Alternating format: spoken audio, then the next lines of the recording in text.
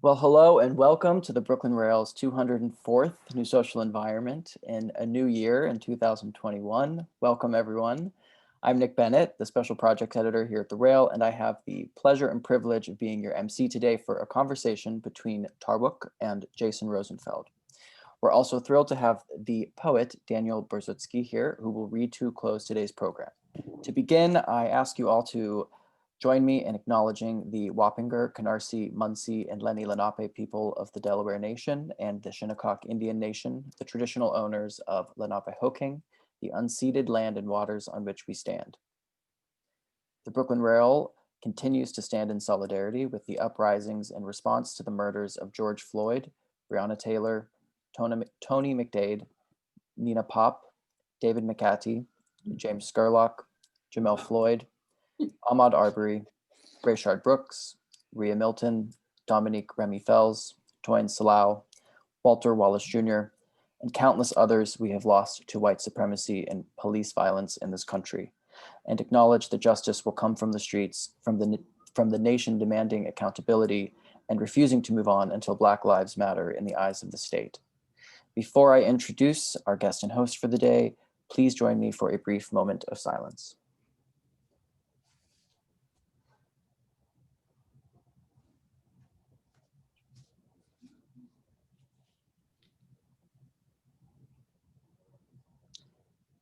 Thank you. And now to introduce our guests of the day. Tarwuk are a collaborative duo from Croatia who have been working together since 2014. They make sculptures and installations that conjure unknown rituals and traumatic scenes of war and devastation. They use a range of materials from wax, rope, pigments, wood, plaster, all to evoke the feeling of having just stumbled on a story whose totality will never be told. Their current show at Martos Gallery here in New York is on view through January 23rd. Jason Rosenfeld, PhD, is Distinguished Chair and Professor of Art History at Marymount Manhattan College.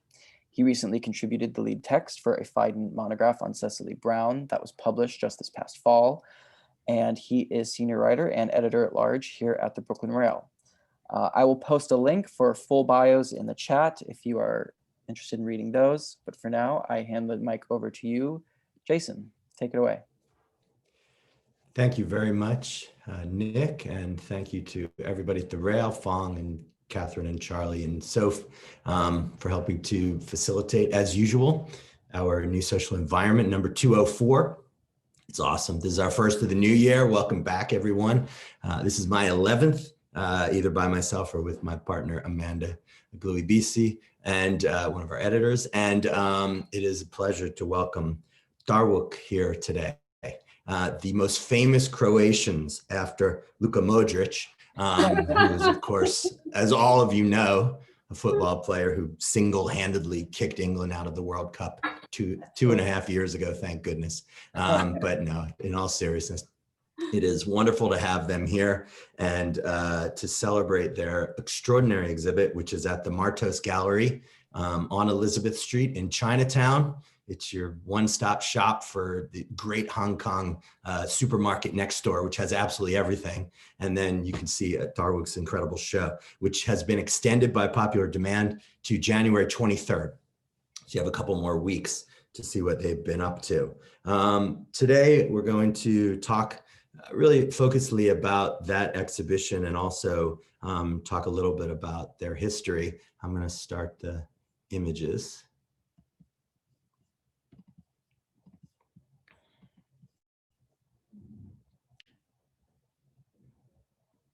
So Tarwuk is a collective of two, consisting of Bruno and Ivana, and they've been working together as artistic entrepreneurs and raconteurs since 2014, as we'll talk about.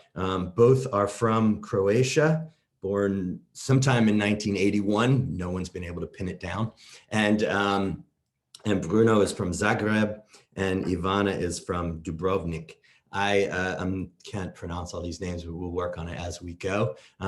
We are happy to, entertain stuff in the chat, questions you might have in the chat, which if we're running good and fluid, we can we can talk about as we go. Otherwise, we will have a Q&A at the end for you guys to talk to them up close and in person. So let's just talk a little bit about your background, just quickly. Give us a sense of your education. I know, Bruno, you come from an art background, but Ivana, you don't. You come from a journalism background. So maybe just talk a little bit about your growing up in what was Yugoslavia, and then 10 years later became Croatia, and then your education both here and back home.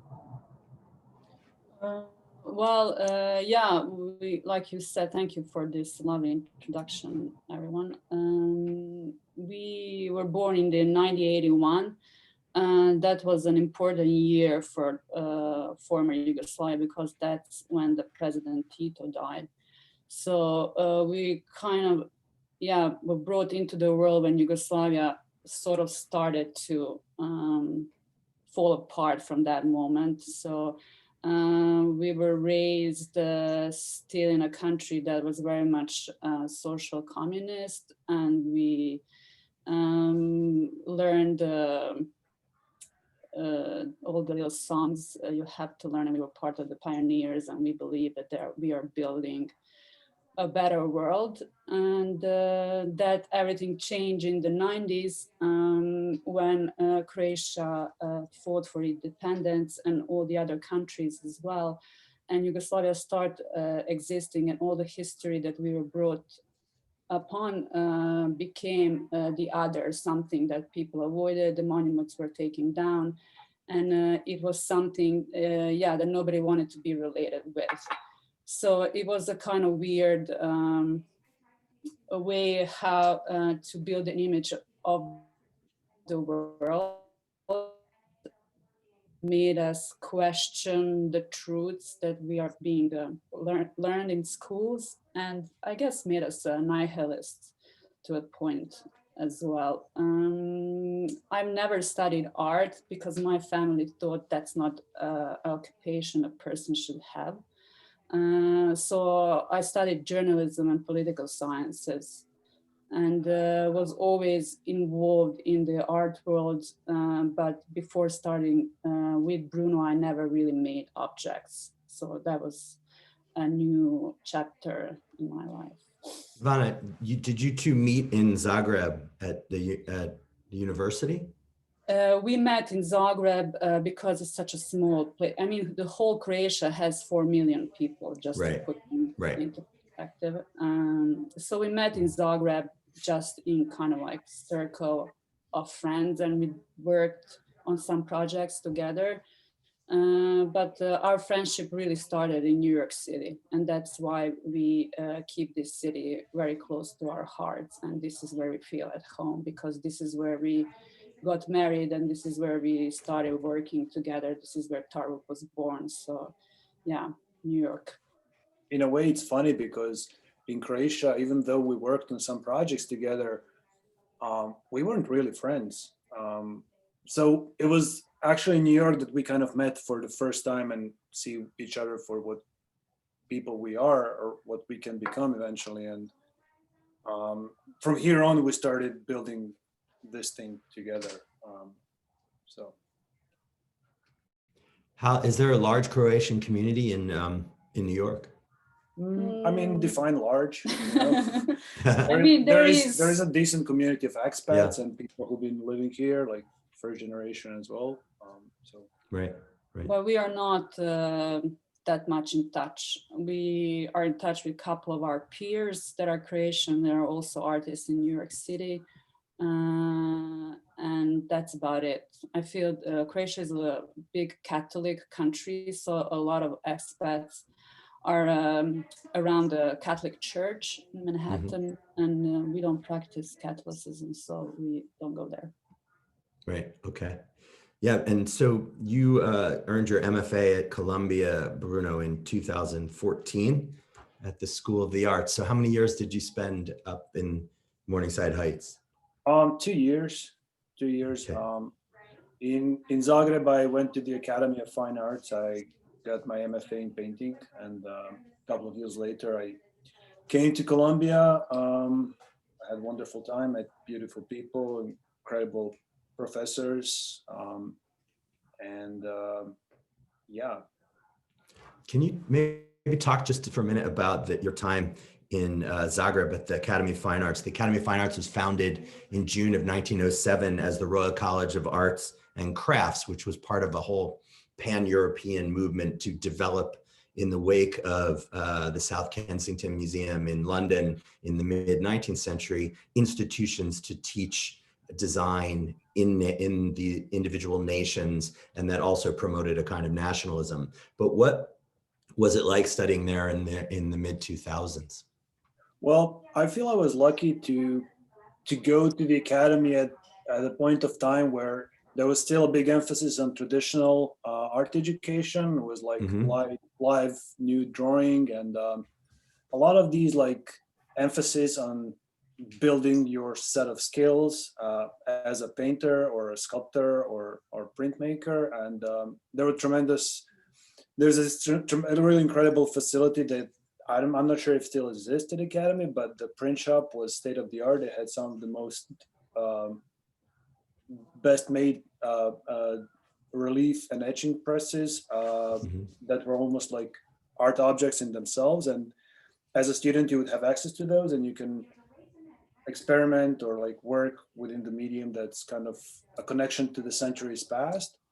But also there was a progressive tendency among professors and students.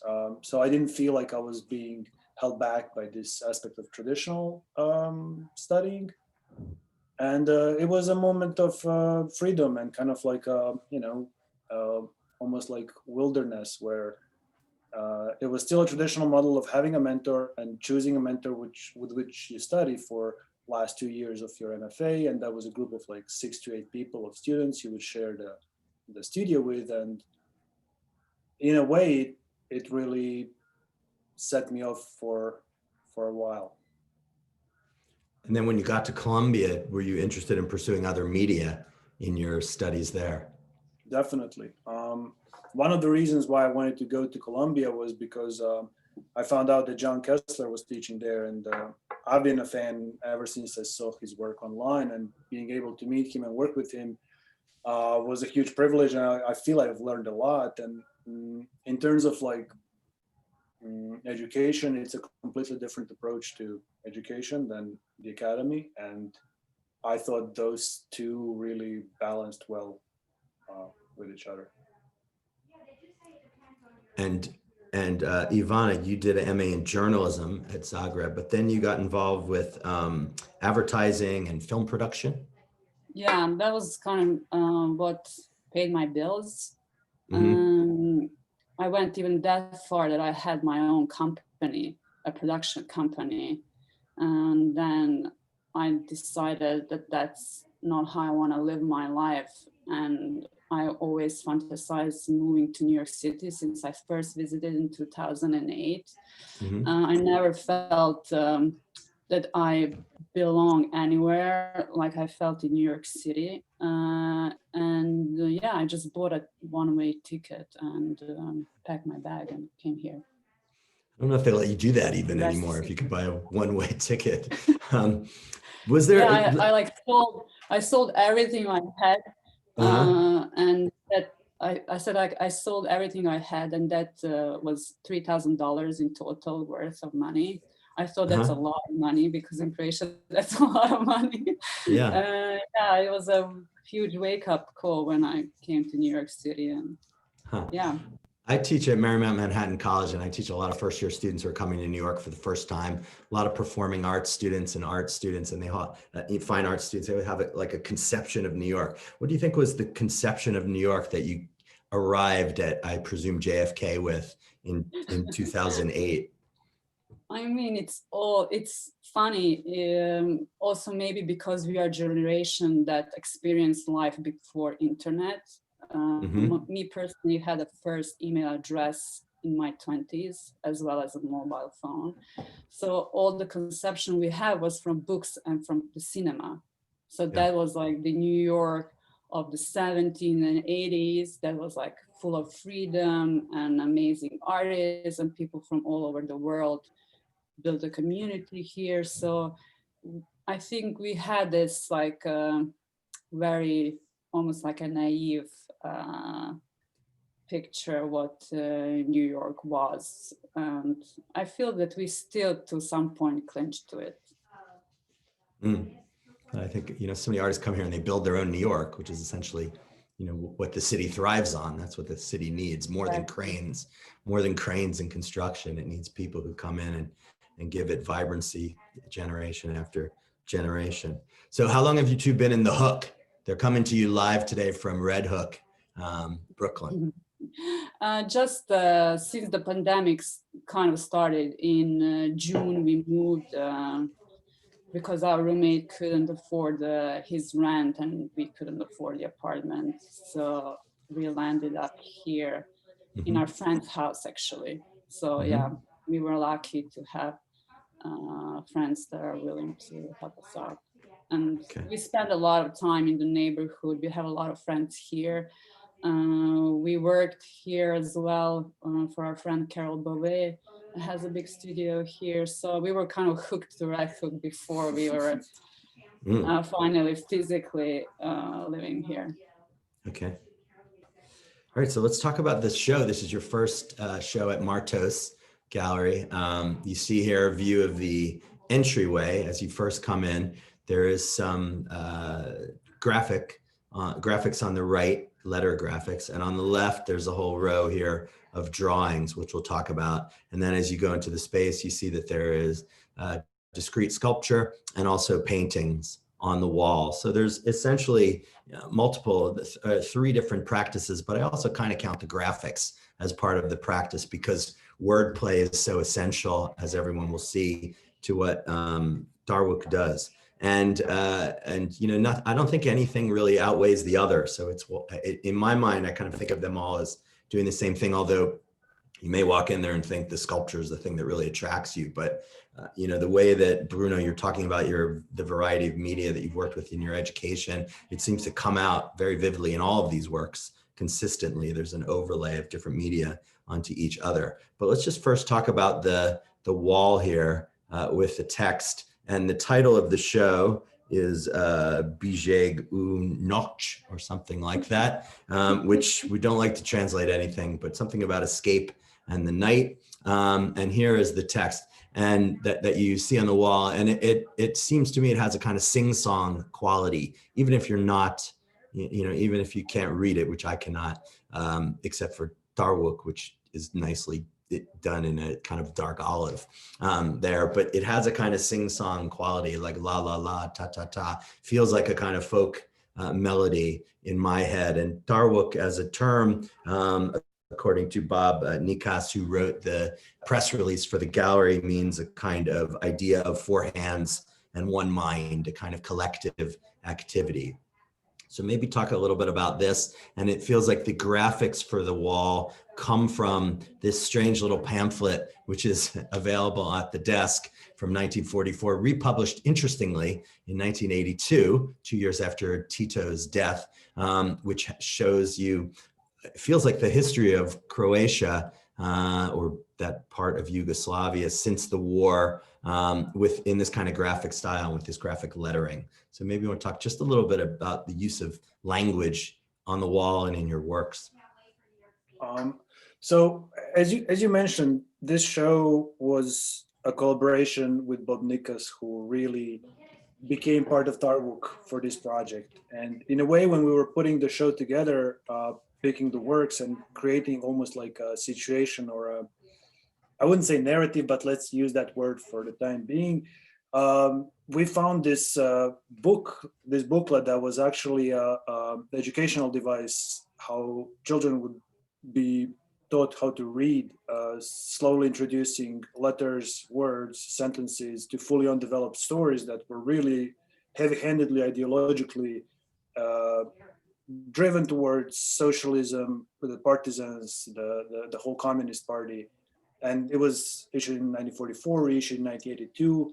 Once we found that, we thought that would be a great point to start building the world around it, using the visuals of the text from that book to develop our own poetry in a lack of a better word. And in a way, like language is something that we're really interested in terms of material, in terms of its potential, in terms of its boundaries. And like, you know, coming from Yugoslavia, growing up in Croatia, moving to the States, it always felt that our capacity for language was inadequate in every context, and that language had so much more to offer, but was always lacking the emotional capacity that we were searching for. And we try to use it as much as we can. And this show has two elements that we refer to as murals or like graphics, but maybe murals just to link it to the wall paintings. And the mural on the right includes the title of the show and is sort of a poem in its own, but also there is a zine that's available at the desk at the gallery that we did our own version of the little book where it's only language based without the imagery, and it's all kind of appropriated from the text from the book, but given a new context through our manipulation. I feel maybe it's also interesting to mention how we are all conditioned by the culture we were exposed to growing up. So it's always interesting to think about stuff that maybe you are not aware on your daily basis, but it's part of your sort of like program, your software.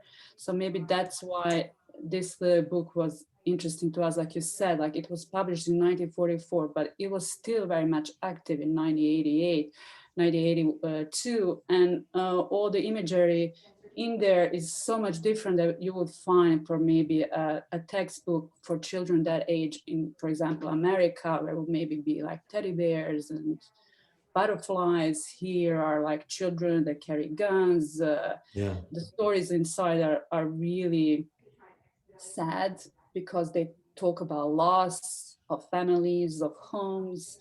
So it's very much interesting, like what kind of people are you forming if this is how you introduce values and life to them.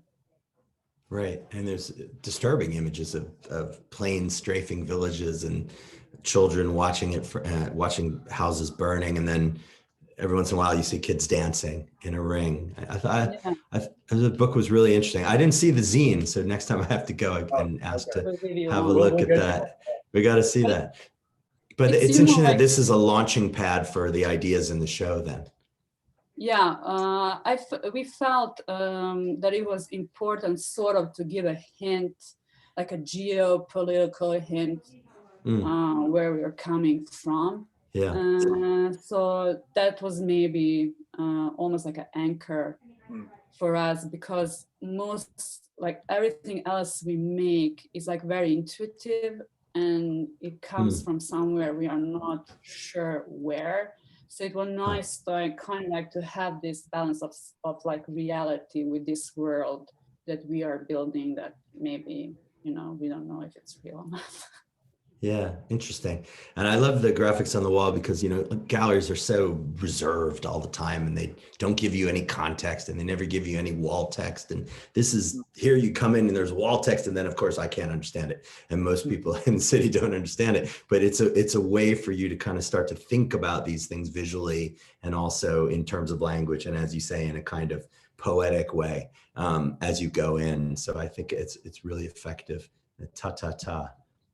So as you come in, you see the main space of the gallery, which includes this kind of work table in the foreground with 5 small sculptures on it. There are 2 large sculptures that are positioned at either corner of the room. You see paintings that ring the room. All that doesn't seem so strange, but then you see this interesting, what in the 70s in the US, we called this a super graphic. My dad did some in our house where I grew up in Pennsylvania, these like orange and brown circles with lines that I should put up an image of it, but they're on here and I'll embarrass them too much. But these great, I love the things, super graphics on the wall that just kind of accented the wall. So that's the first thing that I noticed when you came in, this super graphic of this sort of drab, almost military color along the ceiling. And then this single tondo there at the end. And then as you came in, actually, there's a tondo here, another one of these small round paintings that sits on the entry wall right next to the desk, the sort of welcome desk. And it reminded me of a kind of installations, ideas of installation. So here's an image of the last futurist exhibition of paintings 010 held in Petrograd in Russia, St. Petersburg, 19 December 1915 to 27 January 1916, famous for Malevich's introduction of the Black Square and various other paintings, in quoting a few, like this one, which is at MoMA, and the Black Cross here, these kinds of things, but hanging the Black Square, Malevich hung it here in a position at the top corner of the room where ordinarily you might have an icon, a Russian icon of the Madonna and Child, or just the Madonna sort of hovering over you. So maybe talk a little bit about these tondi, which I found really, kind of gripping little pictures, and which then show up on the sculpture in the paintings around the room. Right. In a way, these round paintings or the symbols were referred to as sigils in terms of almost like magical seals that contain potency for energy or to containment of an entity. And we're not invested in it in a practical sense, but just the idea of an image containing a potential for something more than what it is interesting to us and almost parallel to language itself. To transfer meaning, but also to conjure something that is otherworldly. And so the show really exists between these two planes of a linguistic plane and a symbolic plane, where as you enter, you encounter a sigil, and on the far end of the show is another sigil. So while you're walking through the show, you're in sacred space between the two sigils. And the mural itself that you referred to as the super graphics, it came as an idea when we were installing the show and thinking about the lighting. The way that the gallery was lit, the light itself they hinted this sort of shadow. So from the top beam of the gallery to the sides, there was a change of light due to the way that the lights were installed. And once we realized that, we followed that logic to create the mural. So it wasn't an arbitrary move on our end to choose a shape to complement the show. It was more like responding to the actual existing condition in the gallery. And it did a lot for us. It created almost like an intimate environment by lowering the ceilings visually and connected it to the materials of the gallery. Yeah, it's almost like this hidden invisible house was like always there. We are the first one to actually expose it to the world. And like Bruno said, it visually lowered the ceiling, so it made the experience of viewing the show much more intimate maybe than it would be without it. And it's interesting that funny thing that you mentioned, the barn, like almost every single person that comes from the States, that's the first reaction, but every European person is like, oh, it's a church. So that was like, it's interesting. Right, that's funny. And but that tondo little painting, it's almost like a belly button of the show. It's like everything gets sucked into that one point. And like Bruno said, it's like it's language in an image. It's sort of like a pictogram. These are, by the way, pencil and acrylic on wood panel. So for this talk today, we decided we would have the titles underneath. I'll tell you when necessary what the medium is, everybody out there. But the idea of just putting the titles there. And the titles, let me just ask you to talk about your system of titling instead of saying what does each title mean. But each work in the show has a similar title, TAR_20_ with the date. But how do you work that with a system? It's a bit like an opus numbering in musical culture, it feels like to me.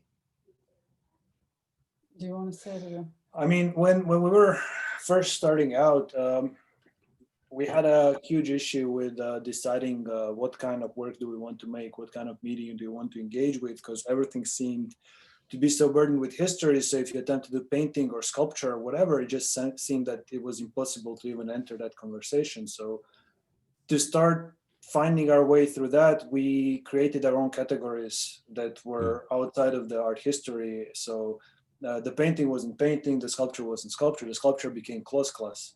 And in that sense, we liberated ourselves from this race, sort of. Exactly. So almost like this, like battle, ongoing battle with the art history or the present.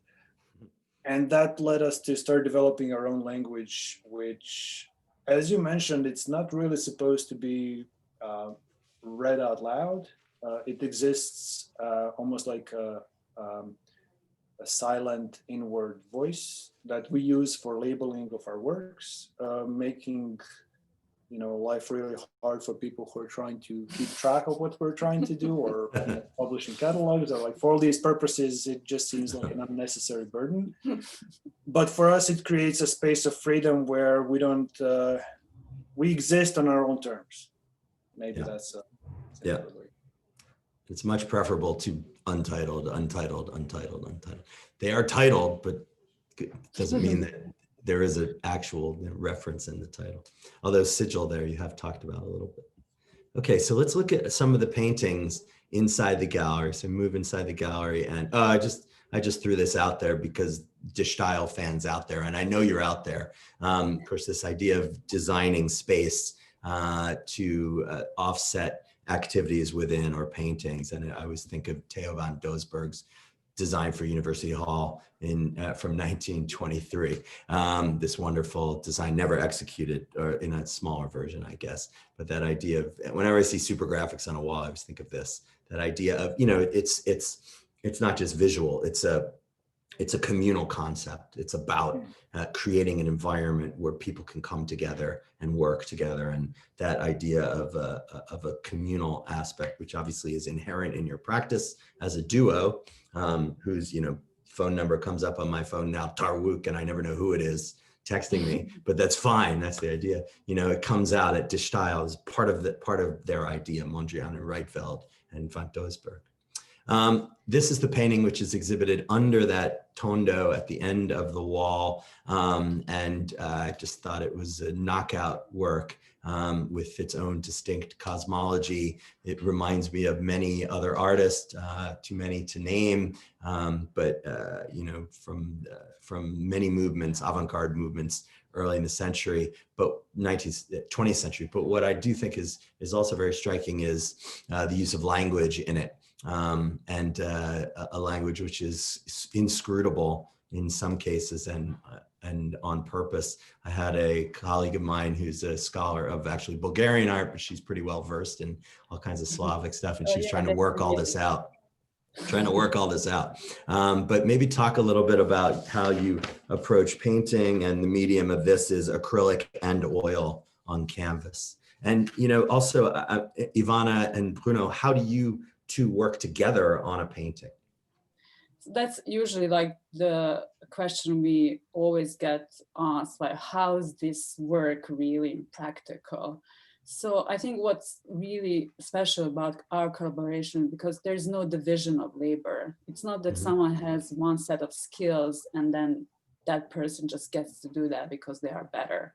I think our practice benefited and grew over time since we started the work because we do everything together at the same time. So even this maybe analogy is not so great in the times we are living, but it's sort of like a virus because it mutates. I will look at something that Bruno is making and be like, oh, that's really cool. Let me try to do that. But because I'm not Bruno, I cannot make it the way he's making it. So I'll make like a sort of bastardization or whatever that is. And then he will look at that thing and be like, whoa, that's really cool. Let me emulate that. So in that way, it just like keeps growing beyond our own personal abilities.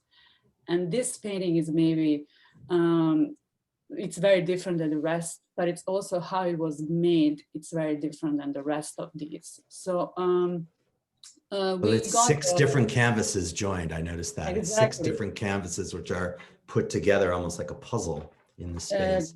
this summer when the pandemic started, we lost access to our Sharp Valente studio, and that lasted for 7 months. So we, as people who compulsively work, were just like lost. We didn't know what to do. But again, the community came into our rescue, and a lot of friends who were outside of the city were like, you can use my studio while I'm away.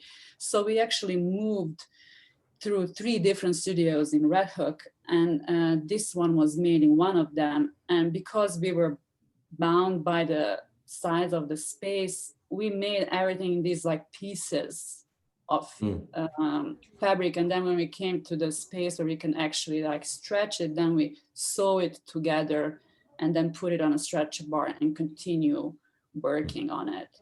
So it's like a weird Frankenstein image that's creating itself from all these like separate puzzles.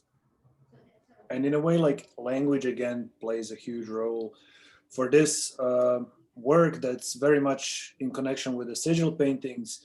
It starts with the language. It starts with pretty randomly written out words, sentences that start forming some sort of text that gets either ignored and abstracted into sign or continued on as we switch between the two of us. And it grows into something that we don't control, we don't pre-plan. Like none of these like linguistic compositions were pre-planned or were meant to be read as individual compositions, but only later when we finished the paintings, they became what they are. So in a way, the language found itself, or it found its own logic somehow. Yeah, I don't believe that there is randomness. So I don't believe that any of these decisions are random. But if you are able to exclude yourself sort of from your rational thinking, and then let yourself, I don't know, go. And then when something is finished, of course, you will rationalize it and find a meaning and connect it to things that are. Yeah, we have a question actually from G.E. Schwartz asking, do you envision your work as successive steps in the gradual awakening of consciousness, which seems to be related to how you're talking about it? You know, do you see it as that kind of evolution or a new consciousness? I think in a way, our practice entirely is focused on experimenting with selfhood. What it means for us as individual people working under Tarwuk, which we regard not necessarily as a collective, but more as a condition. Definitely consciousness is something we're interested in, what it means for us, what it means for Tarwuk, what is at play when we make work, what is at play when we perceive the work that we've made, how do we affect the objects and how the objects affect us in return, and what triggers the process of expanding consciousness or realizing what part of what is at play at certain time. It's all this like big experiment, almost like a studio is a lab, and the objects is sort of like the aftermaths of this experimentation, where one person ends and where other person begins. And as we started, we thought of Tarwuk sort of as a third entity where 2 of us are connected. But it feels that more that we are invested into this research, like Bruno said, we feel almost Tarwuk is a condition, that it's not like a third person, like the perfect person made out of 2 separate units. But it's an open conversation, and we are excited to push it further and to learn more. And it's very important for us to bring other people into the collective, to collaborate, for example, with our family members or with our friends, sort of like really stretch what Tarwuk is. And so we can like learn something about it that's like beyond language and beyond concepts that are tied to language, sort of like to unlearn what we learn and try to learn something that's outside of that box. And without defining it too resolutely, I think it sounds like, because that's a couple of critics have compared works like this to Hilma af Klint and her symbologies from a century ago, but she was working in a very strict kind of theology or new sort of theology that had very rigid rules, which I didn't think the Guggenheim did a very good job in their big show of her works a year and a half ago at explaining to you. It was almost like they didn't think we could handle it. But in this sense, you have, there are surface-like elements which seem similar, the use of slashing Rayinist lines, the use of circles, spheres, orbs, etc., and a kind of decorative language, including words, but without, without the dependence on a kind of text. Does that make sense? You're kind of building it as you go. Yes, but it's also maybe interesting to think about things that keep reappearing through millennia throughout the history. This like knowledge that's there, and sort of wasn't possible for one people to learn from others because they were separated by sea and continents of land, and the travel was not like it is today, and access is not what it is today, but still it appeared at the same time.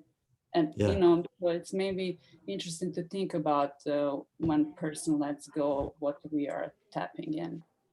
And in terms of like references, I don't personally think that any of the references that turn out eventually in the work as like kinship or aesthetic similarities are there from the beginning or from the starting of the process. Like they appear to us only afterwards, and we realize that there's so much in common that we have with certain artists, but when we're making the work, we're really trying to approach it with a clean slate, with an empty mind, and not to be attached to a certain idea of what we want the work to be. The work is not the product we're looking for. The work is just a part of the process. Yeah. And then the viewer brings to it his or her own background. I mean, when I look at works like these, I'm thinking about these sort of Balkan spheres or decorative designs, but also I grew up in Pennsylvania. So Pennsylvania Dutch roundels, which you find on the side of, barns and other buildings, which had its own particular symbolic function in these communities. It has a strong resonance there. So I think that open-endedness is something which is really potent. Just to show people one of the earlier drawings, which is a little bit more kind of wacky, this kind of thing. But I'm going to move ahead to another one of the paintings, which I think is one of the really, really strong ones in the show. It has one word at the bottom, which I guess can be interpreted lots of different ways. Again, this one is acrylic, graphite, color pencil, and oil on canvas, and it's made of two canvases joined together here. And again, I did think of Frankenstein when I was in the exhibit, the way that they're sort of stitched together. And it makes sense now, the idea that that these things evolve separately and then you just mash them, they kind of get mashed together. But the painting that I did think of was this one in Philadelphia by Jasper Johns, the great painting with two balls from 1960, where he has three individual canvases that are joined together, and then the two balls, the two testicles of abstract expressionism stuck in there in the middle between the top and the middle one, sort of aching to get out or pushing into the background. But this painting has a remarkable surface and also has something which I hope those of you who are looking at your phones or your computers can see, which is this lettering that you see here. Oftentimes, as we've seen in the other painting, it's inverted, but maybe talk a little bit about this technique and what Bruno, you've called concrete poetry in these paintings, this sort of raised lettering, almost like it's stamped in there, but I can't figure out how you do it. Yeah, that is maybe one of my favorite works in the show. In a way, that work is part of the series where the painting started by embedding language into the layers of gesso. And then that became almost like a border or like a seal or magical square within which the marks can start appearing. And initially when we were making this, we weren't really thinking about Jasper Johns, but funny enough, he came into the conversation and almost physically into our mental space after we finished this painting, and we realized how much we can learn, or like we can like talk to him through ideas and images. The use of language, the use of separate paneling. The word at the bottom of the painting, we weren't aware of the meaning in English.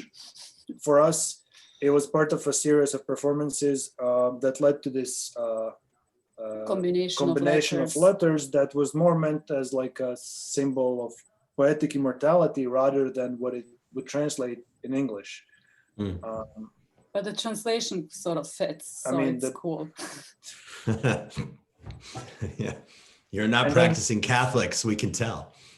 Right, and then the painting itself, like once the letters, the in a way, like using a word poem for lack of better words, no way we're trying to say that we're poets and that what we write is poetry, but we have huge affection for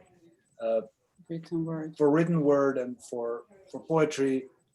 So we're like trying to work with it as material, and once the first layers of gesso dry, we start building up the surface with acrylic, eventually transferring to oil with underpainting and glazing, building up depth and building up color until we feel it's been saturated enough with information that we feel connection to.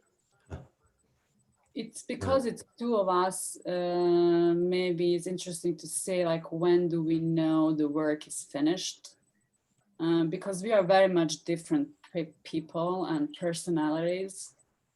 So we just keep going until both of us are satisfied. And then we proclaim a work done. Just through agreement. Yeah. Mutual agreement. Yeah. Most of the works in the show have been developing over many years. Some paintings we've been working on 6 years, and sculptures as well. So we're not trying to finish an object and have it as a product. We're just working with it. So everything that kind of sort of like stays in the studio for a long time, if we will like turn it around and look at it, think that we were somewhere else at this particular moment, we will repaint it. Or a sculpture would like chop to pieces and put in a bin and then reuse in making something new. Well, the geometric abstractions and the the kind of Johnsian wordplay that we saw in the last two, very different from what you see in the painting here on the wall, which is on the right in the main room, which is a painting object, painting sculpture, as you'll see, and it has a more defined, more of a landscape quality and more of a, I think of it as like a kind of history painting in a 19th century tradition with visible figures around an escarpment or a precipice in this sort of blackish noir background. And then these four extraordinary panels, like elements of a cross around it. This one is acrylic and oil on cotton with synthetic clay. And here is a detail of the full painting on the left. And then these are these four amazing panels that pop out from each of the sides of the work. What is synthetic clay? It's a two-component epoxy resin-based clay, the air drying clay, pretty much. Okay. And are these formed using molds, or because when I looked at them, they seemed like they were molds. They reminded me actually of, on the left here, William Morris's like wood blocks that he used in the late 19th century to make wallpaper designs. They have that kind of quality, something that is almost like a woodcut or a wood block, but of course it's not intaglio, that they're in relief. So maybe talk a little bit about, how this is, I don't know, how this functions as an object. Well, these four panels were made with modular elements that were cast and combined on a panel, and then the whole panel was again, the mold was created and was recast. So it's kind of like a same process that happens in the way that we work. We make something, we make versions of it, we use it to recombine it, and then we repeat the process almost endlessly. for these panels, we were interested in rooting the painting in almost like the world of objects and creating a hybrid that's neither a painting nor a sculpture, but potentially functions as both. And in a way, it's in the show the only painting that has figures in it. And although the figures are turned backwards towards the viewer, another element that we are maybe excited about, that in this painting, it's the first time that the figures are clothed. So there is the texture of the garments is more prominent in the actual characteristics of the individual features in a way. And if it's interesting that you put, when we were introducing the layout of the show, you put the show where Maestrovich put the black cross, black painting in the corner, in a way that images with the context of holy relics or icons are regarded as powerful objects, and they cease being images. And there's this like ambiguity between what they represent and what they are. And I guess that was like something that we were interested in as well. Yeah, how an object turns into something that emanates power. How does that happen? That, I don't know, what, like relics, the power of relics. So yeah, that's maybe like one of the experiments regarding that. But it's also like we talked about language so many times through this conversation. It's again like a pictogram. How can you tell something without using words? Right. And the figures are obviously, you draw, your eye is drawn to them, and that glowing light sort of around the corner in the crevice, there's a, it gives it a kind of biblical quality, these sort of grandiose biblical paintings by John Martin and Victorian artists from the late 19th century. And then they were transformed into paintings like Mucha's pictures of the Slavic epic, these grandiose canvases which were meant to instruct. But here you have these sort of shambling, almost alien-like figures in these highly decorative sheepskins, I read them as, carrying some kinds of totemic materials up this sort of mountain. It's extraordinary, and I love that it doesn't actually have a reference. Instead, you're just meant to communicate it with it, it's ritualistic. Yeah, that's part of the thing I think that comes across here without being denominational, maybe. And also this painting has a lot of the kind of wordplay along the surface. I took this in raking light so that you could see it, but there's this sort of words which are emanating from everywhere and sitting on the surface. Not all the paintings are this resolved in terms of their imagery. And we haven't started to talk really about the way that these have been read or described by Bob Nikas in his short piece about the show as a response to the Balkan Wars and a response to the Croatian War of Independence, and the splintering of all these different parts of Yugoslavia, which you guys lived through.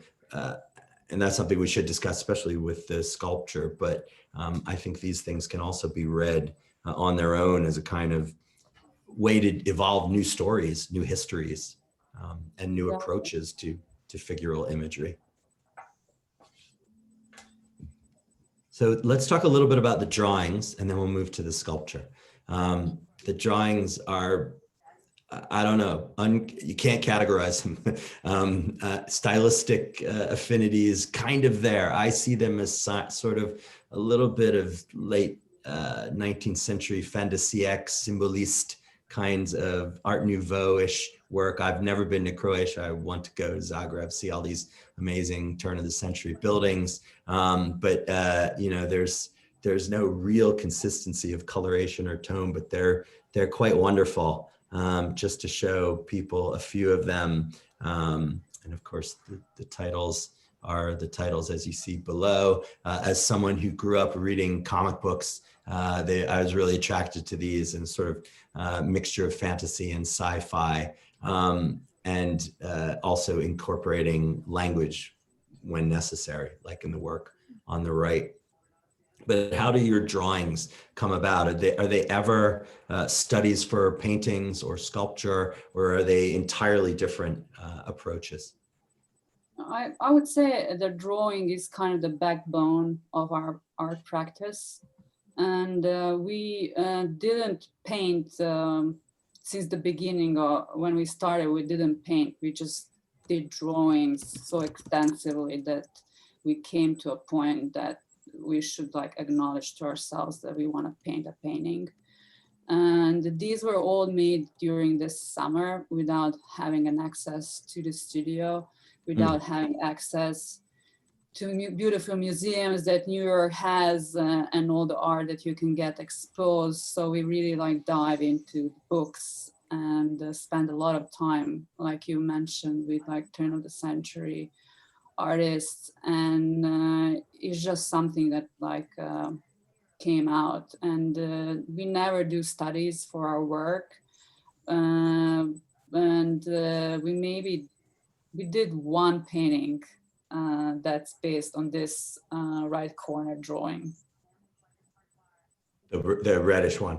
Yeah, but that's okay. Like the only thing that like kind of transgress from drawing to painting, and it looks much different, but it's kind of we referenced our own work. Drawing is like really a great way for us to make work because it's pretty immediate and it doesn't require a huge amount of space or materials, so we can do it whenever we are, wherever we are, and we can almost attempt to write love letters to artists that we feel close affiliation to at some point in time, like you got it. Here. Yeah. Definitely spent a lot of time with in our minds in Vienna at the turn of the century, like last century. And that kind of decadence and the civilization on the brink feels like in so much of that work by Klimt and Schiele comes out in some of these drawings. But on the left, your drawing, there's this sort of combination of this malevolence with death from the Klimt and then a kind of wistfulness in the woman on the right. So I think there's always a sort of balance in them. But it is definitely fun for someone like me and others us out there to kind of see what you're looking at when you're playing around with these forms. These two works are particularly, in my mind, as someone who studied 19th century art at the Institute of Fine Arts at NYU, this stuff really is attractive. And I can see kind of, this is what we did, right? In lockdown, we watched movies, we looked at books.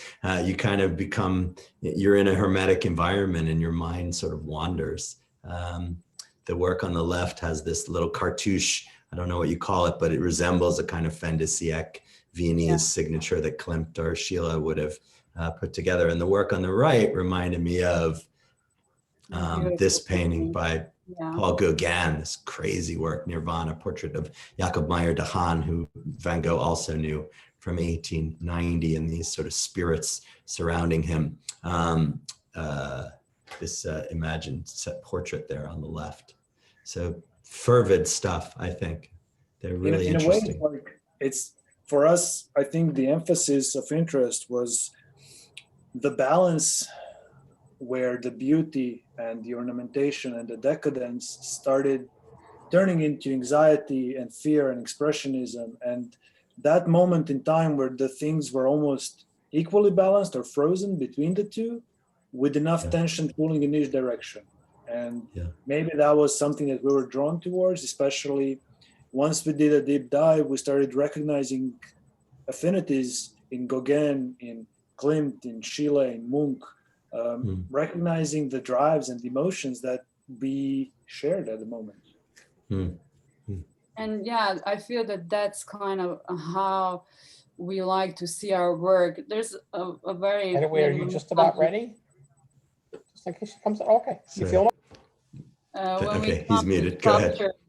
Maybe that conversation will be more relevant, that we very often get like asked, your work is so like visceral, it's scary, but we never looked at it that way because of this like notion that you can maybe be suspended in time where a thing can either decay or grow, but you are sort of in the middle between these two.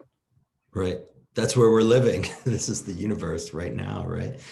We have a comment from Susan Harris asking if you do this much drawing regularly, even not in the pandemic, not in the lockdown, if drawing is part of your practice all the time. Yeah. Yes. Definitely. Yeah. This is, I think, the first time we show them in this capacity. It was always something maybe more personal, almost like you would consider a diary to be. Right. Right. Huh. Okay.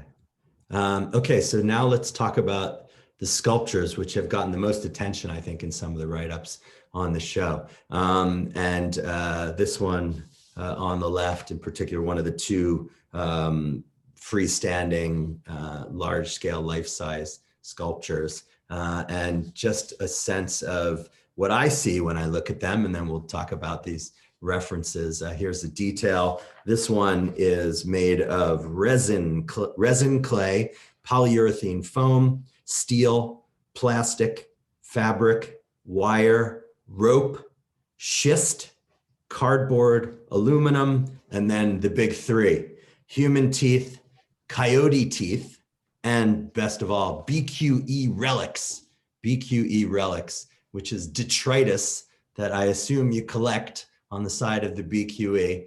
The BQE, which of course the extension of it goes right past the offices of the Brooklyn Rail. But BQE relics, I love that you call them that. So this is quite a conglomeration of material in these sculptures. So let's talk about the material in a second, but let me just run through some of the things which it reminds me of.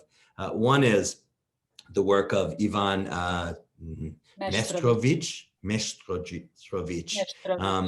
which is called Well of Life, one of his great public sculptures from 1905 outside the National Theater in Zagreb. My professor in grad school, one of my professors was Robert Rosenblum, who thrilled to finding artists that had been absolutely left out of the histories of late 19th century proto-modernism by art historians who were only interested in French art, so boring, and that there were all these great artists who were working all over Europe, which he was able to bring a lot of them into his fabulous 1900 show, which was at the Guggenheim. But Maestrovich was one of these sort of late 19th century symbolist artists with these sort of melting bodies. What is your memories of him from your education and your youth? I'm really happy that you pulled this reference. He's also, I feel like, has a weird position in Croatian art history as well. It's kind of more monumental thing, and his house and studio in Split is such an amazing place to visit. He was actually an incredible draftsman as well. His drawings are like really amazing, and he was supported by Rodin. Actually spent his late years, I think he even died in the United States as a professor in Syracuse University. So definitely this relationship towards the body that as Rodin or Giacometti kind of like leaves the hyper-realistic realm and stretches into something that's more than that, but you still are willing to read it as a body if it, for example, has a face or anything that's recognizable that will pull you back into the reality. And that's something we are exploring in our own figurative work. Just stretching that potential. It's almost like an anarchy of imagination where you like refuse to be bound by the form that's, you know, like, no, this is how human body looks like. So if you look at these things as just simple facts of life, then you can maybe read them in a different light than it more kind of regular reading that's like science fiction-y, which, you know, it's not true. I think the work is whatever a viewer wants that work to be.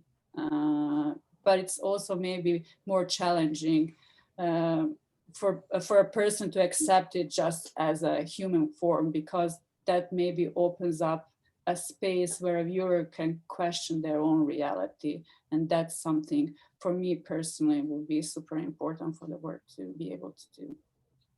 I'm really glad you pulled this image of Maestrovich, because this is literally 2 minutes from where I grew up. And I used to spend every day hugging these forms and, you know, just hanging out. And in terms of like sculpture, the way that he morphs human body to fit his aesthetic needs, almost the body becomes the ornament, and it becomes really fluid and abstract, doesn't really have a structure to it. It's malleable and it becomes more clay-like than anything Rodin has ever done.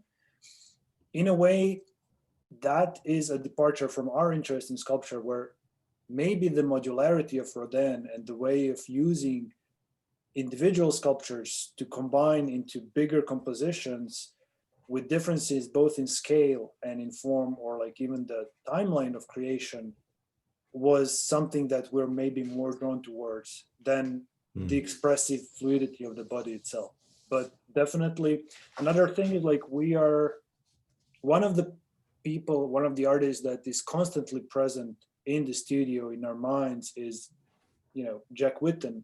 And Jack Whitten has a work that's called The Curse of Ivan Maestrovich, which I believe was now at view at Hauser and Wirth. And it was funny just to think about coincidences, seeing his show up now, seeing his show in Baltimore, seeing it in New York, seeing it in person, and then seeing that he was looking at some of the people that potentially shaped our aesthetic viewpoints early on. It was almost like we cannot escape this no coincidence situation in a way. Did you ever get to his studio, visit him in his studio? No. Yeah. We got here too late. Right. No, he's fabulous, and his stuff, it speaks more and more to all of us. I think the show at Hauser and Wirth is amazing. The sculpture show, which you're talking about at Met Breuer, was astounding. He was such a wonderful person with his own, you know, ideas of the universe and the cosmos, and pursued it to the nth. I mean, he taken too soon, just when he was becoming really well known. So I think it's great that you bring him up, because I think his impact on young artists has been substantial in the last. And there's like this generosity when reading the diaries. There's just generosity of sharing really human connection. There is, it just feels like really direct and important.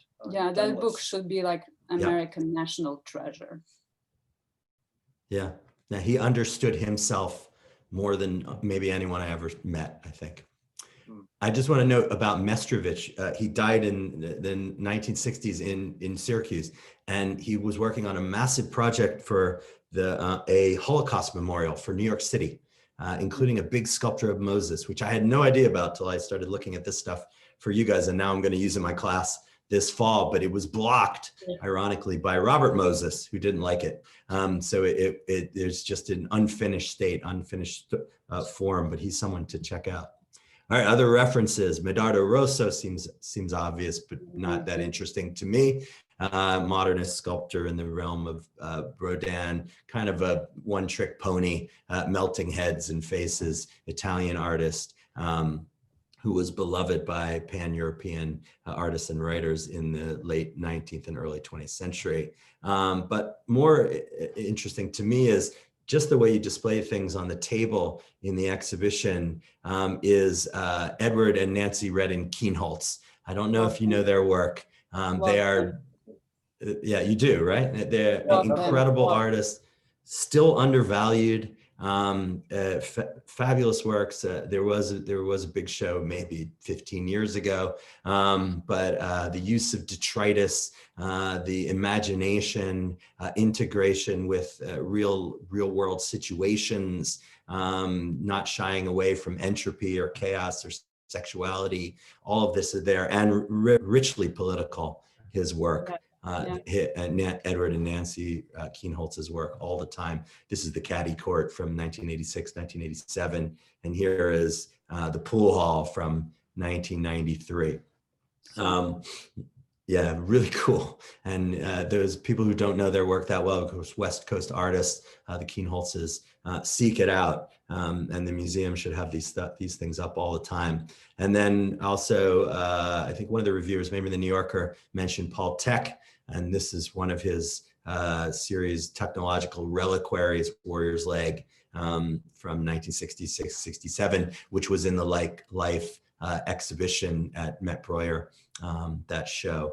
Do you have a great familiarity with Tech's work? Have you seen a lot of stuff? Of course. Definitely, and feeling real connection to the, inspiration where upon seeing, the tombs in Palermo, and then that spawning the idea of the human body as a decoration and human remains as a beautiful object. Yeah. And something, that's like very present in Christian culture. So that's something we grew up with. So Bruno's capital is more, like you said, it's like turn of the century Art Nouveau, but where I come from, it's a medieval city with walls and Renaissance churches. So like very much exposed to that. Is like severed bodies, wounded bodies displayed for people in these like common rooms. It's very much like obsessed with. Yeah, and Tech also is a beautiful painter. My God, his watercolors and paintings extraordinary, and in very much part of New York, in the New York scene. And then a little wilder is, of course, H.R. Giger. I think that's how you pronounce it.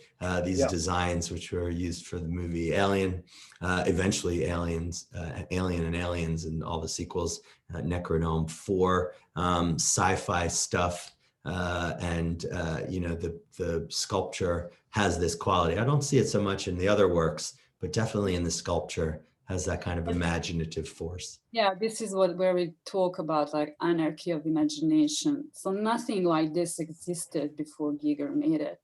Where did he get it from? And he single-handedly changed the aesthetics of science fiction. Now when people think of Alien, they will think about these forms. And none since him ever was able to introduce something that's better than this. How to think about something that's like extraterrestrial, that's like outside of human body. And that's like the main measurement, how we like build our worlds. Everything is like in relationship to how our body functions and like the sizes of our bodies. So it's like really inspirational, the lengths that his mind was able to and it's reach. Interesting to read like what he was talking about, what his interests were when he was making his work. He was actually trying to emulate or come close to the Art Nouveau shapes, the beautiful sick shapes of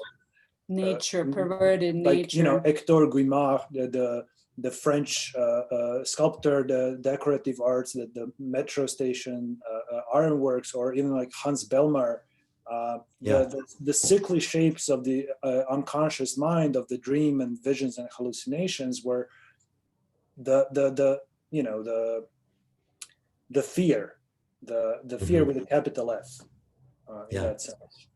Yeah, and that xenomorph form, as one of the chat people point out, that idea that when I watch science fiction movies with my son or TV shows, he's always so annoyed because everyone is humanoid, right? They're humanoid because you got to put on makeup and whatever, but you still have 4, 2 arms, 2 legs, etc. And then it was with Giger, was thinking, no, it's a little bit humanoid to a creepy degree, and then take everything else and extend it and treat it with arabesques and curves. And that's one thing which always attracted me to it, and why I think it's so successful, is because it's aesthetic. It's aesthetic. It comes out of a deep knowledge of these kinds of traditional imagery. But you will get that maybe in a different aesthetics if you look like Giacometti's elongated figures, with like really long bodies and hands and legs, which that's not how humans look like. Right, that attenuation of forms, which he was working with in painting and sculpture. And then, of course, the Borg, we can't avoid the Borg. But instead of simplistic analogies, right, visual analogies, the Borg, of course, were featured originally in Star Trek Next Generation, which I will go down in history as saying was always the best Star Trek series, and were this extraordinary metaphor for the collective, the communist collective or the socialist collective consciousness, the hive mind, the idea of an assimilative culture that took from any civilization, any alien, and brought them into their collective, as opposed to it's almost like a kind of sledgehammer symbolism. Yeah, the free market democracy capitalism of the Federation. But of course, Picard in the series comes to understand to a degree the idea of the Borg, and then of course is part of them. But that mixture of tech and flesh, which is so potent and which you're working with so interestingly in these sculptures, but it also makes me think of, that it's a kind of old tech. It doesn't look shiny and brand new. It looks like something lived in and something that has weathered over time, which is one thing which I think is very poignant in the sculptures that you have in the show. Yeah, it's, I guess, this like debris of civilization, this fragmentation of civilization. What you get, like, for example, when you go to the Met and you look at the stuff that's exhibited there, and then through these fragments, you are putting a whole picture in your mind. How did these people live? And, it's all speculative, but everything that we learn and live in, it's like a speculative narrative. That's how I view it. It's all these stories that form our lives that we are being told, and then we either like accept them or challenge them. So yeah. And in a way, the technological relics, the BQE relics that we use as materials are actually collected through our pilgrimages through New York.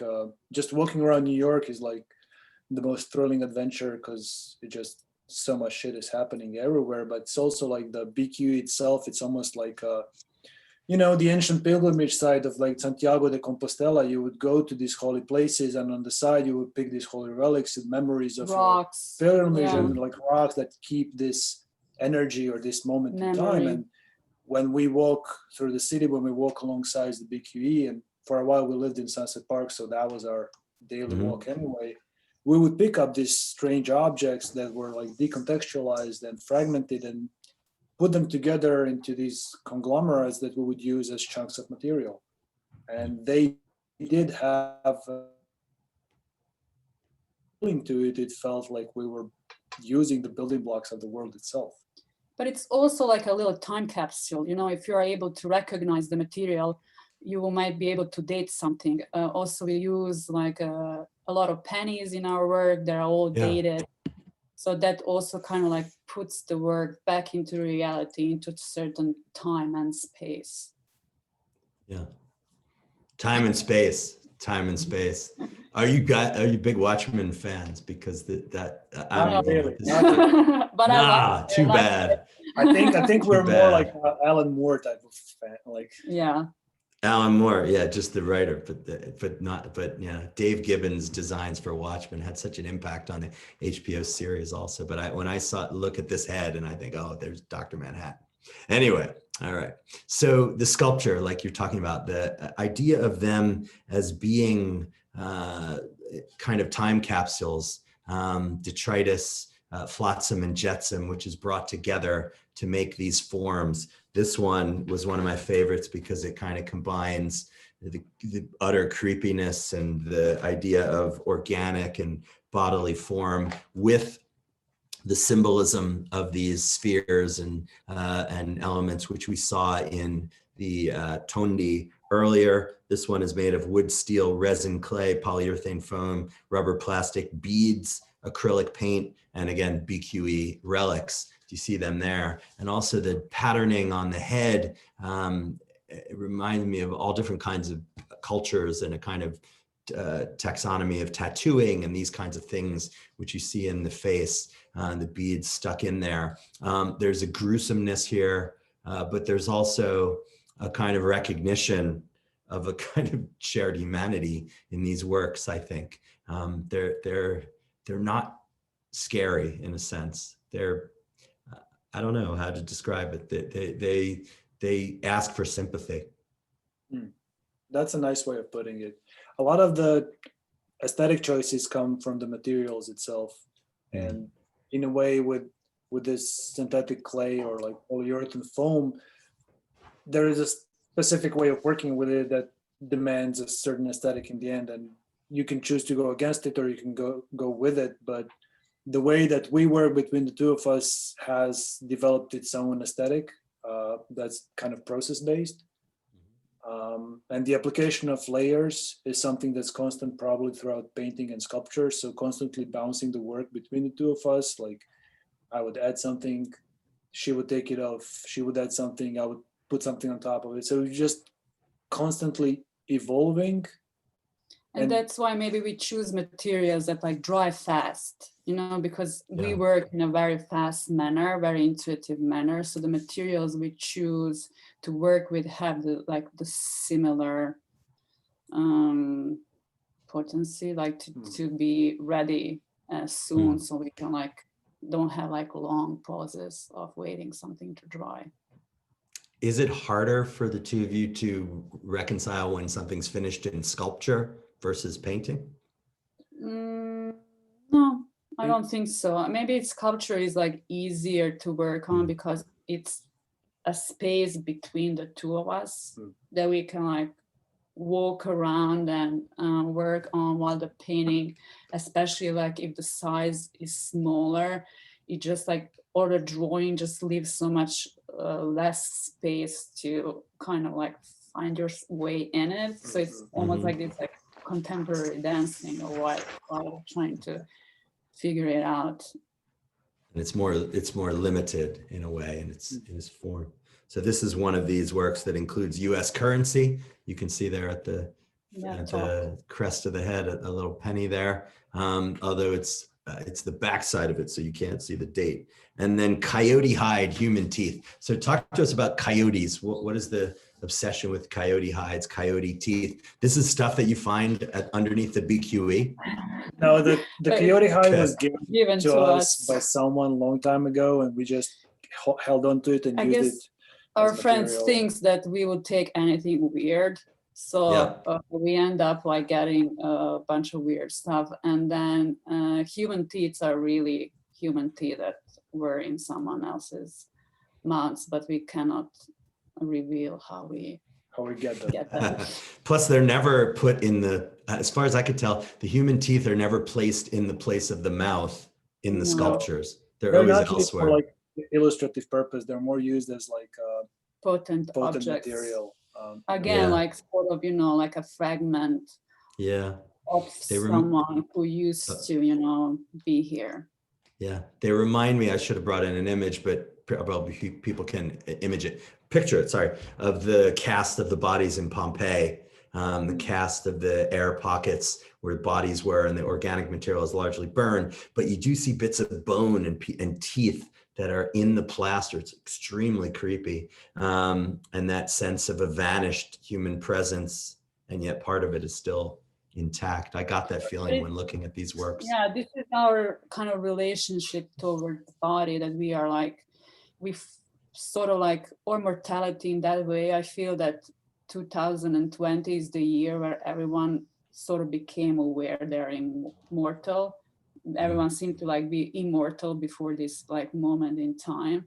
So we are kind of, we are in our culture, Western culture, not exposed to it as much as maybe in other cultures people are, that we are so alienated from our body. We are so focused on the health, or like how to keep our bodies fit and like in good functions, that we like, when we see something taking out of our body, like a tooth, we will be like absolutely grossed out. But it's like part of our, as well as hair, but we are somehow not so grossed out when someone cuts our hair. So in a way, just a quick reference again back to Jack Whitten and the sculptures he was making in Greece. A lot of these sculptures were almost like reliquaries of the animals he would hunt and kill, or like moments where he would even inject the objects with the killing tool that he used to kill a specific fish to honor its energy or spirit. And in that sense, it was really mind-blowing to see that in person. And without knowing that word before seeing it in Baltimore, it was it left a huge impact on us. I think the stuff that he was making there in Crete, and somehow you've transposed that practice into Brooklyn, which I think is really interesting. I mean, you know, he was doing it in a way that was so suffused in his surroundings there, but here this material seems to have that kind of quality.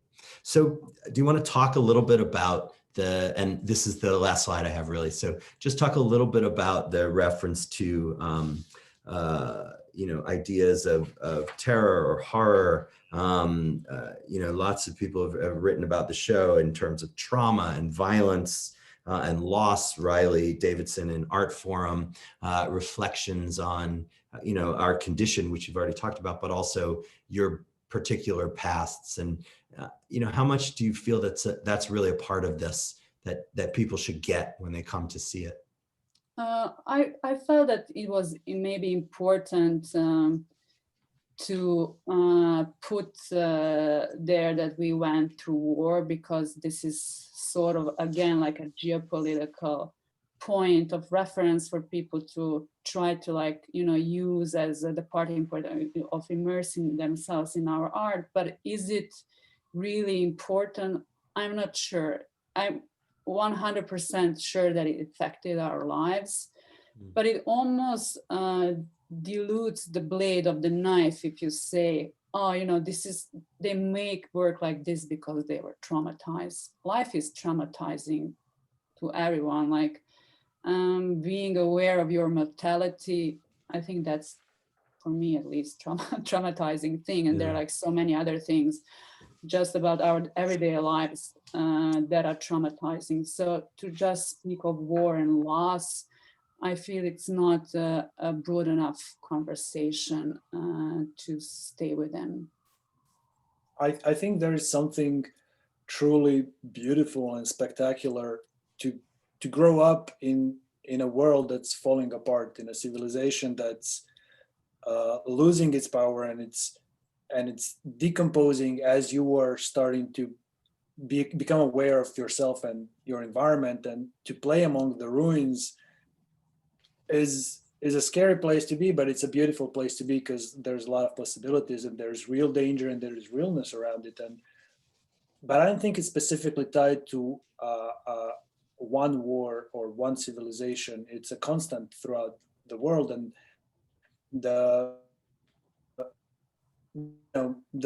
old continent, the old country, it's so interwoven with different demises and rises of empires and civilizations that there is a certain angst that's inherent in the art tied to Europe, and maybe that sort of interest is relevant to the work, but it just feels limiting to use a drawer or like a category, trauma by war, grotesque art, body horror, as like an umbrella for the work, because as you said it before, it's kind of open-ended, and we are on this journey and we're evolving constantly. So it just feels limiting to put a finite category onto it. But it's also, you know, how many wars are currently being happening in the world as we speak. So it's not something, you know, that isolates us from the world. I feel that people have a tendency to not to think about these things so they can like go about their daily lives, but it doesn't mean that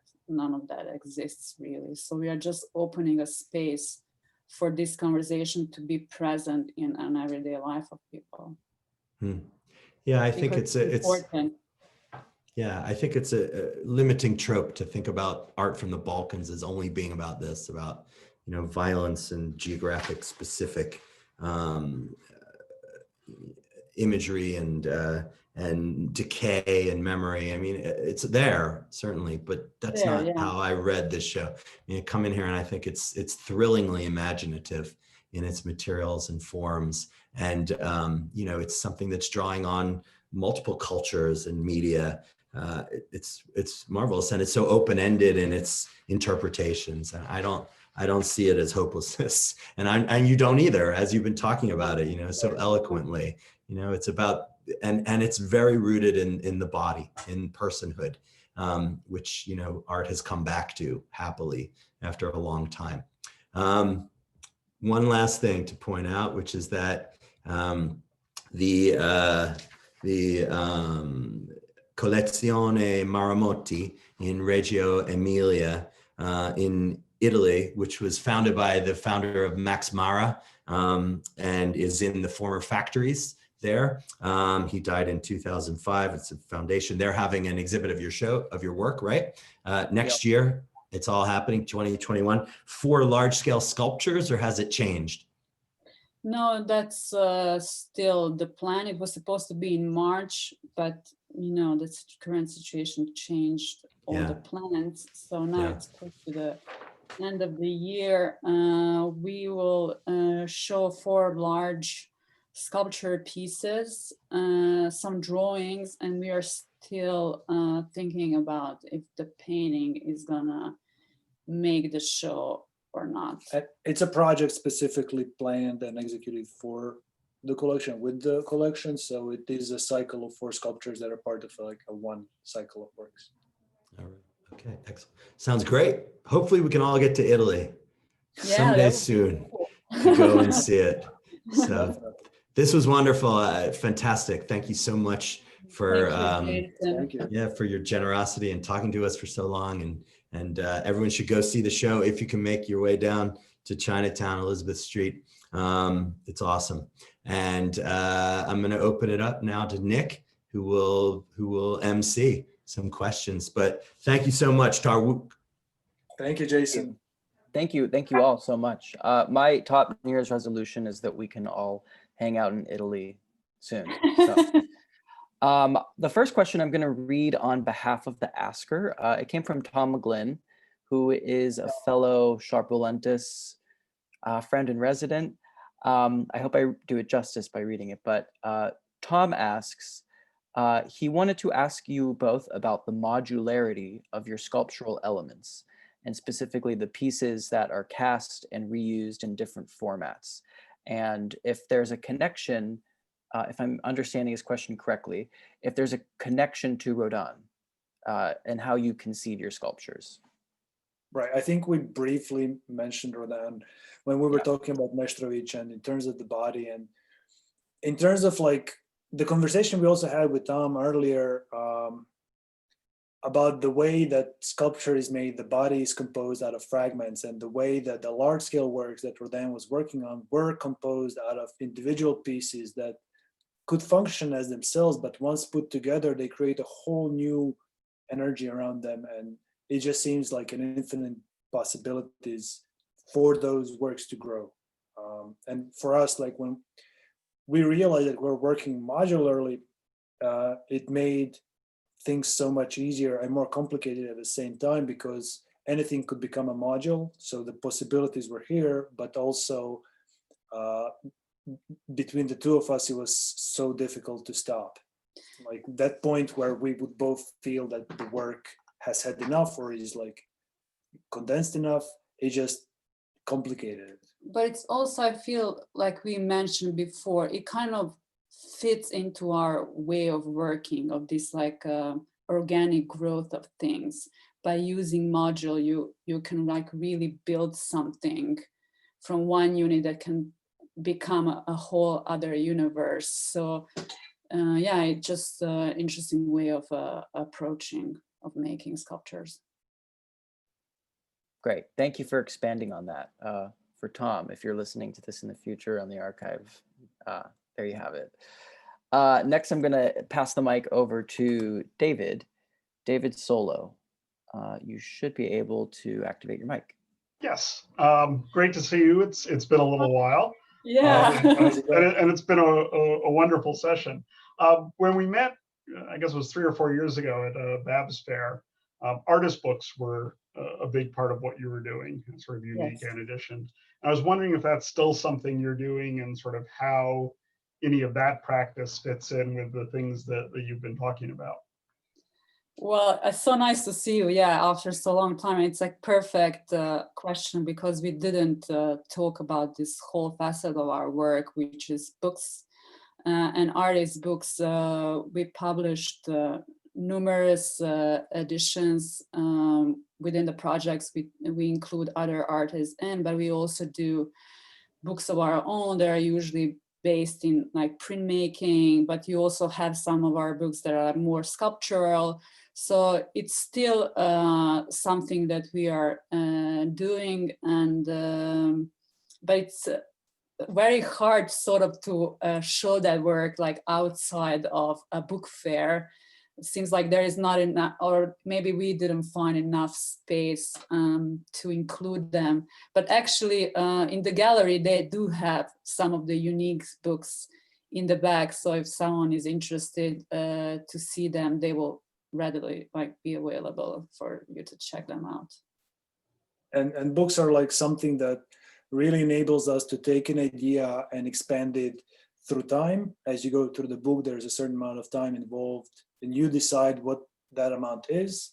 And we are really in love with the medium of bookmaking, with the medium of printmaking. And lately, the books have been growing more sculpturally, developing these really sculptural spines, becoming more of an object and less of just a book in that sense. And also maybe it's important for us and as artists to have objects that are sort of more democratic.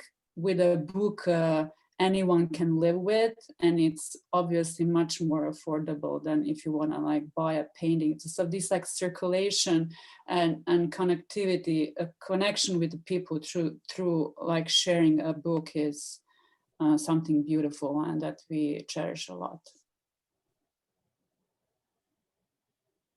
Awesome. Thank you both. Thank you so much. Next, I'm going to pass the mic over to my colleague, Catherine. Catherine, you should be able to turn on your mic. Yeah. Hi. I've really enjoyed this conversation. Earlier, you said that Tarwuk is like a condition that you enter into, and I was just wondering if you could elaborate on like what that means, or if there are specific methodologies that get you into that mindset. Well, as we mentioned, like initially when we were starting to work together, we were looking for a way to get beyond our individuality and get beyond Ivana and Bruno, get beyond the ego, and we needed like a band name. We need like an entity that would allow us to shed the existing personhood and become. And as we continued working, we realized that this entity has also become limited in a sense, and it became also a singular unit rather than being a tool for opening things up. So somehow throughout conversation, we realized that Tarwuk is more of a condition in a sense that we don't have any specific rituals. We don't have any specific methods to get into that condition. We don't have any doctrine we go by. But to call it a condition, it enables us to subject ourselves almost anonymously into Tarwuk and to have it become more of a placeholder for the experiments with selfhood. Yeah, it's hard to talk about it because words are just, limiting in that way to the preconceived ideas.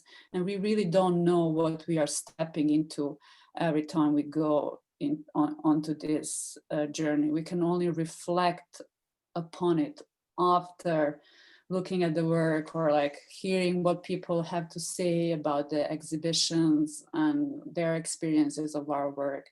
So we are currently calling it condition, but who knows what we will think about it in the future to be. Thank you. Thank you. Thank you. Thank you, Catherine. Thank you, Bruno and Ivana.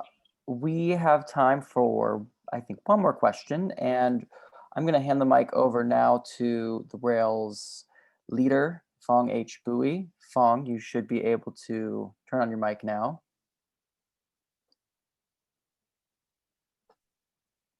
Phong, you there? Yeah, I'm here. Thank you, Nikki. Yeah. Thank you, Bruno. Thank you, Ivana. Hi, Phong. Hey. Thank you. Hey, you guys. I know your work for a while, but I'm happy that we managed to have you here now. Thank you for this. Yeah. And thank you, Jason, for a wonderful conversation with both artists that we've been trying to meet for a long time. So yeah, I appreciate and I'm grateful to have you all discuss various broad and compelling references from theosophical, mystical interest, humor of Klein, to the science fiction illustration by H.R. Giger, and I really like everything in that line between whether Giacometti or Schiller, and I really appreciate the term anarchy of imagination that you mentioned. And anarchy of imagination, or static of imagination, also brings up one of my favorite books by Guy Davenport. It's called Geography of Imagination. And all of that is terrific. I, of course, I relate to a lot of what you guys do also with William Blake. Mm-hmm. For sure. Yeah, just as much as humor acclaim have a deep interest in theosophy, Madame Blavatsky, that go further back to Swedenborg, who also have a significant influence on William Blake, as you remember the whole idea of afterlife, heaven and hell. But I also am interested in, my own reading of some of the work is that since you describe about your reference to the war and whatnot, it resonated to me at the moment of the work of Lee Montague. Mm-hmm. To talk about Jack Whitten, our late friend, beloved friend, most admired artist among our friends too. But I'm thinking of Leon Montague particularly because her work too was affected by the war. Her parents also were involved in the war. The mother worked as a wiring transmitter for submarine navigation, and the father sold gliders for the military.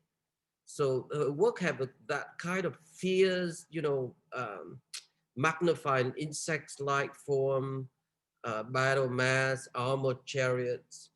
And my question is this simply of, I happen to have the book, but Robert Hooke's Micrographia. I wonder if you know that book. It was published in 16 something, I don't remember, but he was regarded as England's Leonardo, really. He was that amazingly a scientific thinker, a wonderful philosopher, and everything else in between in terms of alchemy. So I just simply think there's a lot of possibility in the way the work had, in a way, moved. I think from all of that it references and at the same time it resists. The resistance and the embrace of both of those references is what make the work so compelling.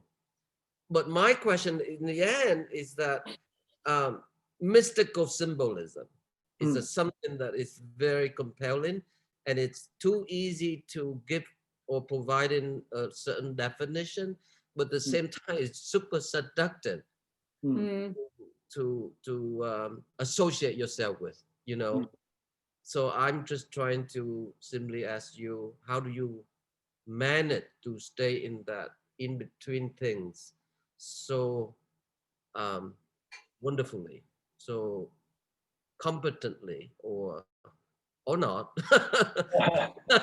Well, thank you for a beautiful question. We're gonna try to address it, but in a way, I think that sort of position needs to be figured out every moment after the next one, and it's not a permanent equilibrium. So it constantly has to be challenged, and it constantly has to be determined. And that's maybe a good answer. Your question might be a good answer or definition of the condition Tarwuk that we're referring to as an ongoing redefining of this place and time. I don't know if that makes any sense. Thank you. Thank you for the answer. I can't wait to see the show. Thank you. Likewise, I also can't wait to see the show. We'll put the link in the chat again. It's open until January 23rd. So we encourage everyone in the New York area to check it out if you're able to. But with that, I want to thank all of you. Thank you, Ivana. Thank you, Bruno. Thank you, Jason. And thank you, everyone, for your questions today. We have reached the end of our event. And at the Rail, we have a tradition of ending lunch with a poem. So we have carried this tradition into this series, and I'm thrilled to welcome our poet laureate of the day, Daniel Borzutzky, to the stage. Daniel is a poet and translator. His latest books are Lake Michigan, The Performance of Becoming Human, and Written After a Massacre in the Year 2018. His translation of Gallo Gigliotto's Valdivia won the 2017 National Translation Award. Apologies if I mispronounced that. He teaches at the University of Illinois. And Daniel, I will pass the mic over to you.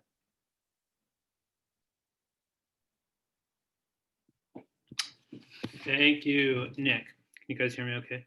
Yep. Cool. Thanks to Bruno and Ivana. I wish I too could get to New York to see the show. And thanks, Jason, for that conversation. I've left with a whole list of artists who I want to check out, especially the Keenholtzes, who, I feel like I'm missing out on something there. So thank you for that. I will read just a couple pieces. These are new works that I wrote really in November and December. They're kind of like journal entries in a sense, or like I sort of conceived, I wanted to write something every day. And I was kind of doing it in combination with notes and texts that I wrote about 10 years ago. So there was sort of very much of the moment and also very much returning to things I was thinking about a while ago and the fusion of those. So I'll just jump in. I'll read a couple of them. This is called day number 1101 for November 1st. The hospitals are exploding in the middle of the city, and they tell us the dead are not dead, and the beach is disappearing, and the sand is disappearing in the lake, and the dirty water, and the children are disappearing, and the broken parents gamble with their own flesh because they know it has no value. They know their blood has no value, their hair has no value, and they ask the coroner, what can we bury here? There are so many bodies to bury. If we don't bury them soon, we will need to burn them or toss them into the river. And they ask the police, are we allowed to mourn here? Has our request to mourn been stamped with the appropriate seals and signatures? Can the authorities confirm that we won't be immolated like the excess bodies, like the schools, like the sand in the lake and the patients who dissolve on the nightly news, who char in the Bank of America? Can the authorities confirm who we must pay in order to mourn the bodies we love? The question is submitted through an encrypted browser. The question is submitted into the blankness of the bureaucracy. Thank you for your question. We will contact you as soon as we locate an authoritative body who has been granted the permission to speak. And we need to thank someone because we have not yet been sacrificed like the sand, and we need to pay someone because we have not yet been disappeared like the sturgeon. We are not like the drinking water. We have not been contaminated beyond repair, and we are still alive, though leaking with grief shame. And we are still fighting, though dripping with grief shame. And our faces feel so hot again because we are dying from so much life again. And our hearts feel numb because we are living with so much grief shame. We want to trade our bodies for scraps, but we don't know what we are worth to the operating system that controls the algorithms that decide who we love, where we live, what we eat, and whether or not our homes will be blown into shards, rubble, ruins, remains, debris, splinters. There is nothing to see here, say the authoritative bodies to the international observers. And it's true, our mouths are empty, our eyes are empty. The price of my body is 4. The price of my eye is 5. The price of my future is 22. There is no meaning for the depository, no rest for the depositor who is buried under the weight of the cryptocurrency that ties him to a state that is not sovereign. There is no place for the weight of my thigh. I am hungry, but there's no room for hunger. I'm tired, but there's no room for tiredness. Is my blood worth 18? Is my sperm worth 9? I have kidneys. I have a forceful face that does not know its place. I have a blank mouth that does not know what it can earn on the free market. And when I confess to what the authoritative bodies want me to confess to, that I live in the wrong body, my life cannot be verified among all the other lives. All the 4-digit codes I give them are connected to accounts that have been closed. All my numbers have vanished into the barest blankness of time. I'll read one more, if that's all right.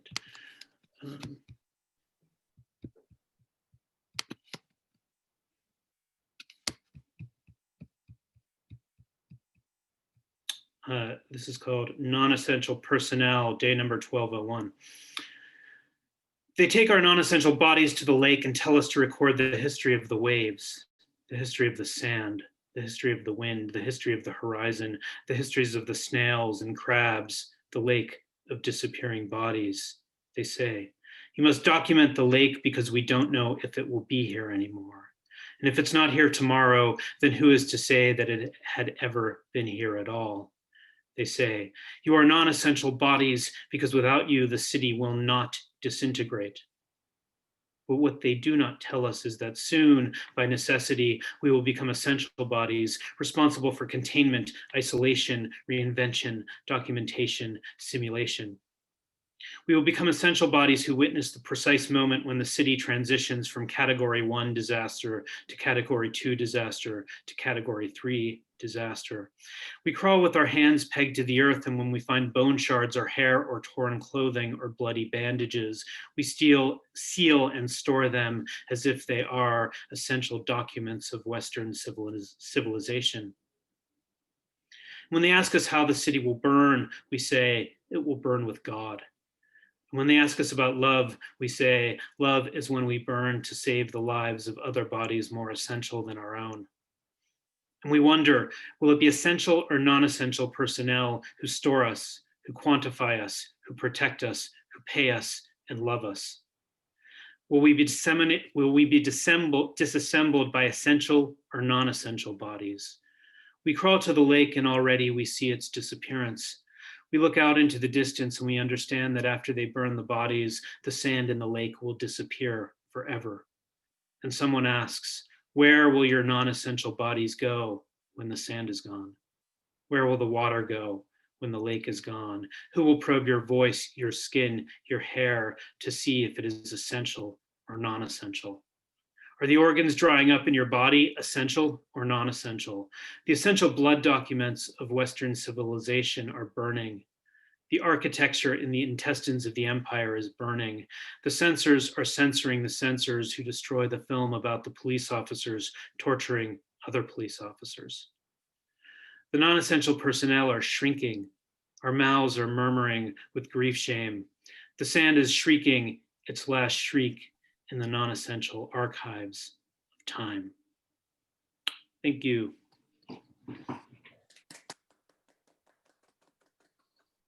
Real and virtual clapping and snaps.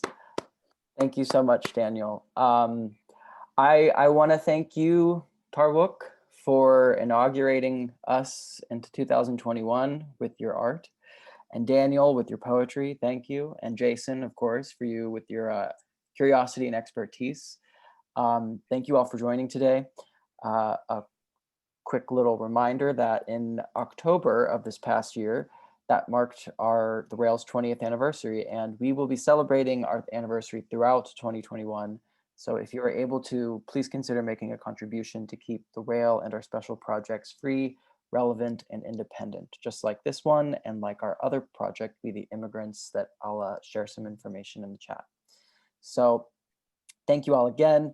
We're here every day at 1 p.m. and please join us tomorrow for a conversation on abstract art, a global history from author Pepe Carmel and co-hosts Amanda Gluyvitsi and Alexander Nagel.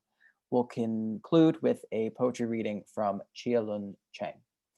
So please feel free now to unmute and say hello or goodbye and to shout your Happy New Year wishes. So thank you. Happy New Year. Happy New Year, everyone. Thank you. Tarwuk. Happy New Year. Thanks, Daniel, for your Tarwuk. poems. Thank you so much. Thank you, Great Daniel. reading, Daniel. Yeah, thank you, Daniel. Thank Thank you, Yeah, you, thank you, Jason. Daniel. Thank you, Jason. Thank you, Ivana. Wonderful conversation, Jason. Thank Such a you. great Thank start you to so the much. year. Really great. Thank you so much. Thank you, you Fun. guys. What a great way to start out the new year. Hello. Happy New Year. Right. Thanks, everybody. Tarwuk, my friend Bradford Oh, Kessler sends great. you their best. Yes. Oh, Hey, Brad. love for Brad. Hey. Thank you.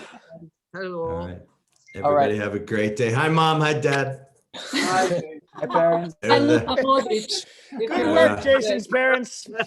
Shout out to my Uncle Barry in Houston also. Keep up Thanks, the Uncle everybody. Barry. Thank Thanks you for so joining much, today, Tarwuk. David Solo. It was great to have you.